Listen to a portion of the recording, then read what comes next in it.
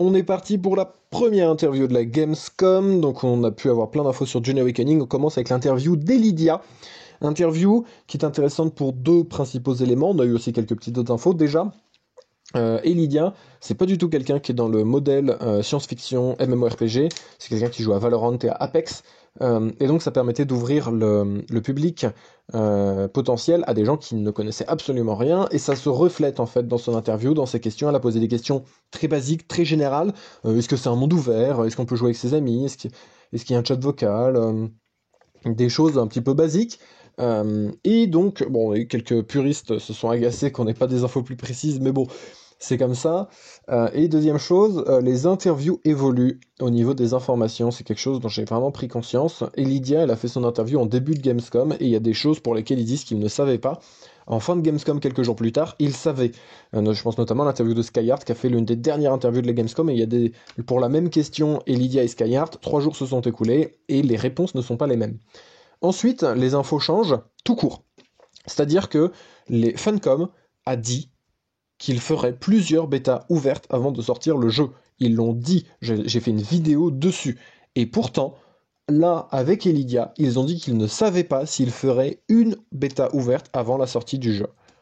Donc, ça revient à ce que j'avais dit quand j'avais dit que je supprimerais ma plus grosse vidéo, et elle a été supprimée. Les infos que j'ai eues et que je vous partage sont susceptibles d'être modifiées avec le temps, des fois parce que je me gourre, mais aussi parce que parfois ils changent leurs informations. Euh, les mecs se mettent à jour, ça peut être très cool, mais ça veut dire que là en l'occurrence, il y a des choses que j'ai dit, bon bah elles se sont révélées fausses parce qu'ils changent d'avis. Tant pis, c'est pas tout ça pour dire que c'est pas moi qui vous dis de la merde, c'est les devs qui changent leur discours. À voir ce que ça peut donner. Je trouve ça un peu limite et un peu tendancieux, parce que qui sait sur quoi en fait ils ont menti ou changé d'avis. On verra. Bon, rentrons un peu dans le vif du sujet. Déjà, 14 langues, le jeu ne sera pas doublé en français, mais il sera traduit. C'est-à-dire que les persos parlent en anglais, mais vous avez des sous-titres en français, comme dans GTA. 14 langues, donc normalement il y aura le français. Le français n'est pas confirmé, mais 14 langues, normalement il y a le français. C'est-à-dire que s'ils nous mettent, je sais pas quelle langue qui est parlée par 10 personnes, genre l'italien, non, non, le français normalement c'est une langue ça sera une langue disponible. Euh, J'espère en tout cas. Il n'y aura pas d'e-sport, pas de scène e-sport, donc ça fait partie des questions un peu. Et Lydia, on va dire, c'est la seule qui a posé cette question-là, mais c'est intéressant de voir que eux ne prévoient pas de faire une scène e-sport. Et en fait, c'est pas si stupide comme question, parce que il y a des jeux MMORPG, même si Dune Awakening n'est pas un MMORPG, c'est juste un MMO, mais il y a des jeux MMO qui ont une scène e-sport. Faut pas l'oublier, World of Warcraft, il a une scène e-sport. Là, en l'occurrence, Funcom ne voudra pas faire de scène e-sport, ils ont pas envie de s'en occuper, ce sera du coup aux joueurs de la créer. Au niveau optimisation, le développeur nous disait que son PC pourri faisait tourner le jeu en low. On n'a pas les specs encore, donc c'est assez compliqué. Ils ont dit qu'ils ne savaient pas s'il y aurait une open beta, et ils ont dit qu'il y aurait un système de progression comme le Journey System de Conan. Donc il y aura la quête principale, il y aura des quêtes un petit peu secondaires, des side quests, et il y aura le Journey System comme dans Conan. Donc ça c'est une espèce d'arbre de progression par compétence. Un peu comme les Grisbarbes, un peu comme dans Skyrim en fait, j'ai l'impression. C'est-à-dire, tu veux être forgeron, bah t'as plusieurs quêtes de forgeron à faire, plusieurs compétences de forgeron à débloquer, et pareil pour artisan, pour commerçant, pour tireur, sniper, combattant au corps à corps, etc., etc. Avec un système de maître, comme ils avaient dit, tu dois trouver un maître qui doit t'apprendre des trucs, les Grisbarbes de Skyrim, etc., etc. Il y aura des easter eggs, il n'a pas précisé lesquels, et il n'y aura pas de restriction de leveling. Et ça, c'est intéressant.